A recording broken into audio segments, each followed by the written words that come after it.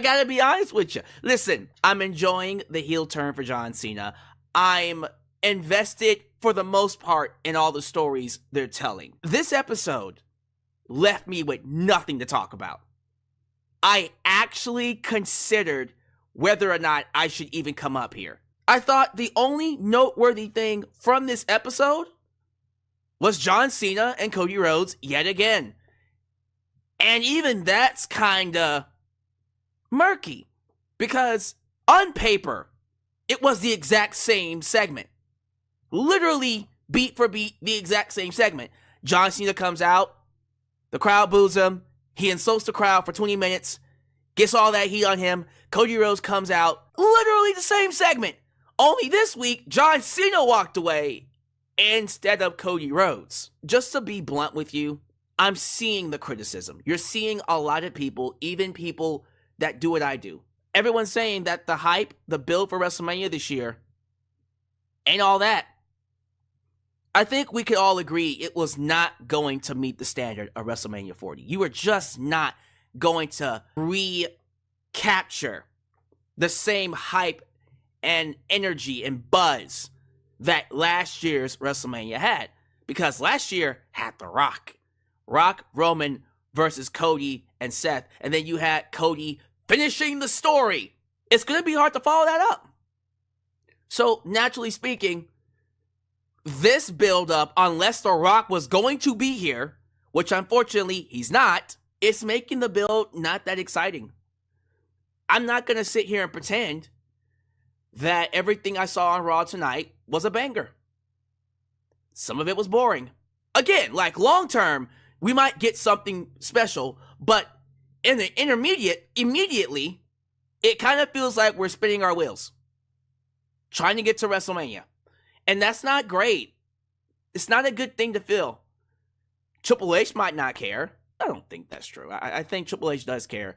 But again, he's just one guy in a big wheel. I will say, we are how many weeks until WrestleMania? 3? 4? We're 4 weeks away. It's coming. It's almost here, y'all. 26 days. Thank you. If we were in, let's just say, January, an episode like this, I wouldn't make a big deal about it. I'd be like, we got plenty of time, right? We're 4 weeks out until WrestleMania 41. WrestleMania! Yeah, I remind you, this isn't Backlash. This isn't Nostalgia Pay-Per-View from 2000 edition 2025. This is the pay-per-view, the PLE of all PLEs. This is the Super Bowl of wrestling. WrestleMania. Like, real talk, and I'm asking you genuinely. Does it feel like the Super Bowl of wrestling is here? It doesn't. It doesn't. I think on paper, the card itself will deliver. I think when we get to the show, it's going to be a banger show. It's not going to be a matter of what the show delivered to me. I think the show's going to be excellent. It's the hype. It's the build-up. It's the excitement level. It's this idea that we're about to watch one of the best shows all year. I'm not getting that feeling. I hate to say it. WrestleMania 41 is feeling like just another PLE. It's just another PLE. It should never feel like that. It should never feel like that. This is WrestleMania. They need to pick it up. They gotta pick it up. I think I've been more than fair when it comes to Triple H and WWE this year. I might have been their biggest supporter. A lot of the content creators that do what I do, they've been pretty critical. I was one of the main people, if not the only person, last week to come up here and say, John Cena's promo was one of the best heel promos they've ever done. One of the best heel promos I've seen in years when it comes to Monday Night Raw. So if I'm saying the hype isn't there, we have an issue. And WWE, that's their bread and butter. Their bread and butter is the storytelling. It's the excitement. It's the sizzle. There isn't a lot of sizzle. And it's concerning. Now, I'm not going to do what Jason Lewis is doing, who's saying Triple H sucks, his era is dead. Calm down, sir. I'm not going that far. Triple H might not be cooking, but I'm not going to sit here and say WrestleMania is ruined. If anything, this could just be an instance where, what's the phrase? Undersell, overdeliver? You don't want to oversell and underdeliver. You want to undersell and then overdeliver. So they're putting themselves in a situation where, real talk, I would rather they somewhat hype WrestleMania and not treat it like a great pay-per-view and then deliver a fucking banger than them do what Vince McMahon always did, which was say, this is going to be the greatest WrestleMania of all time. It's going to be bigger than the one last year and the one before that, and bigger than WrestleMania 3, WrestleMania 10, WrestleMania this, that, this, and that. And then it just ends up being a sucky WrestleMania. Or very average, below average WrestleMania. So, yeah, we can sit here all day and criticize Triple H with a lackluster build. Okay, it is lackluster. But to sit there and go, nope, it's over. He's gotta be fired. He's just as bad as Vince McMahon. Bring it down a notch. Scotty, bring it down a notch. I think we'll be okay. We got 4 weeks. 4 weeks. That being said, this was a filler episode. It literally was a repeat. Almost to the T. A repeat of last week, with certain elements changed and added. We opened up with John Cena and Cody Rhodes. We closed with Braun Breaker and Penta. What happened this week? We opened up with John Cena and Cody Rhodes. We closed with Braun Breaker and Penta. Only this time, Finn Balor was added to the mix. Progression?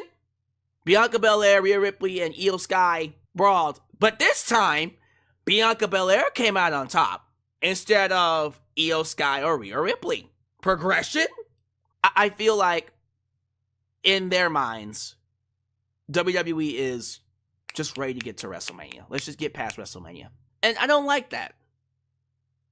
See, this is the point in time where you should be cooking.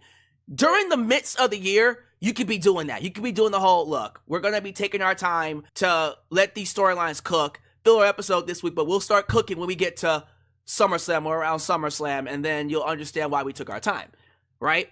This is the point in time where every episode needs to be a banger. Banger, banger, banger, banger. I should be salivating to talk about this. I should be salivating for next week. I'm not. But I'll tell you one thing.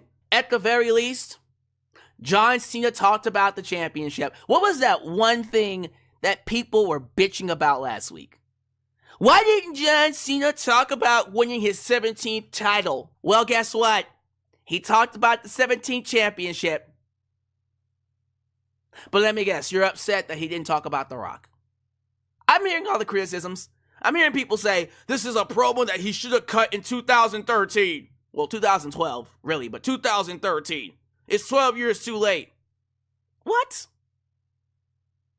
This is one of those instances where I feel like, as fans, we lose the plot because we're looking for something to complain about. The whole point of us doing what we did, what we've been doing for the last 2 decades, and that's being absolutely unbearable, is to show Vince McMahon and the WWE when they get out of line that we're not going to put up with their BS, right? We're not happy with what you're doing. We're not happy with your product, because I feel like we're so conditioned to hating and complaining about what the product is giving us that we're ignoring the good.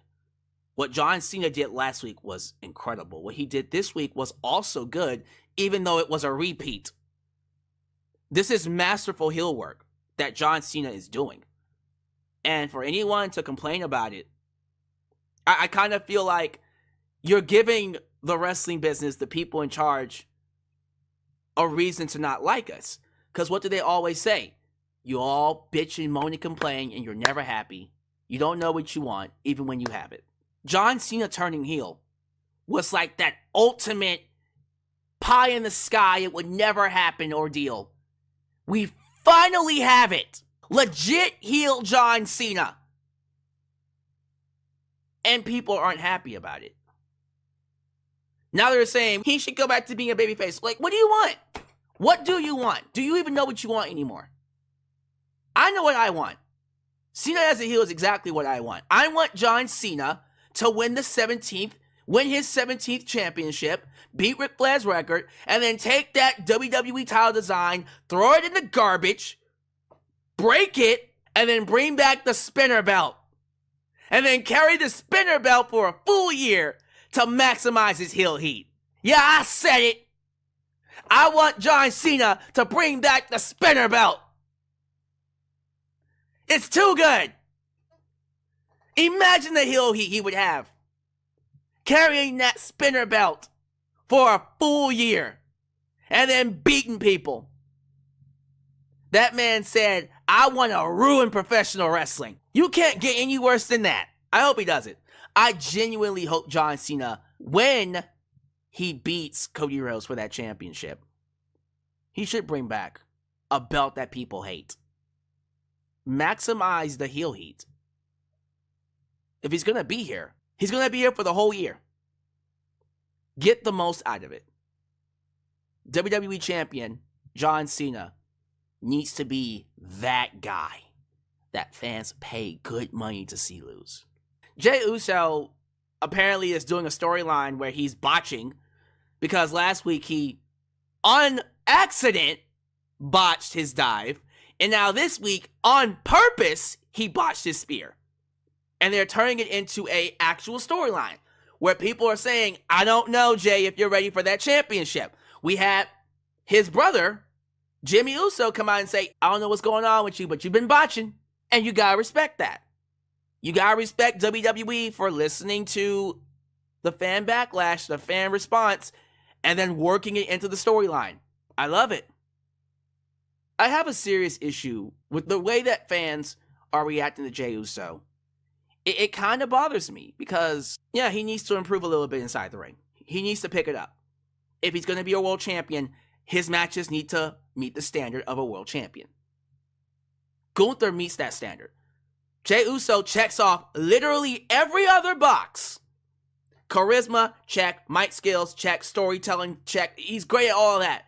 But when it comes to the in-ring product, he's not Bret Hart. I don't want him to be Bret Hart.